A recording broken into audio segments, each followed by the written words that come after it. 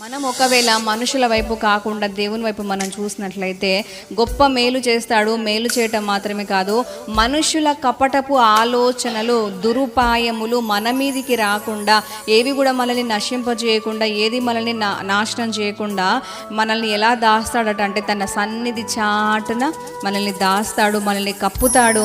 వాక్కలహము ఏది గొడవలు, కొట్లాటలు, అల్లర్లు, మన మీదికి లేస్తున్నటువంటి నోర్లే కావచ్చు, కీడులే కావచ్చు, ప్రతి దాని నుంచి మనల్ని అద్భుతంగా తప్పించటం మాత్రమే కాదు, దాచి పెడతాడు అని దావీదు దేవుణ్ణి స్తుతిస్తున్నాడు. నిజంగా దేవుని యందు భయం భక్తి మనం కలిగి ఆయన నమ్మగలిగితే మన కొరకు ఆయన ఉద్దేశించిన మేలు మన ఊహకు కూడా అందవట. వాక్యం ఏం సెలవిస్తుంది యెషయా గ్రంథంలో అంటే, ప్రవక్త ఏమని చెప్తున్నాడంటే, అక్కడ దేవుని స్తుతిస్తూ ఆ ప్రవక్త కూడా ఏమని మాట్లాడుతున్నాడంటే, మనుషుల ఆలోచనల కంటే దేవుని యొక్క ఆలోచనలు ఎంతో ఉన్నతమైనవి, మనుషుల తలంపుల కంటే దేవుని తలంపులు ఎంతో ఉన్నతమైనవి అని వాక్యం సెలవిస్తుంది.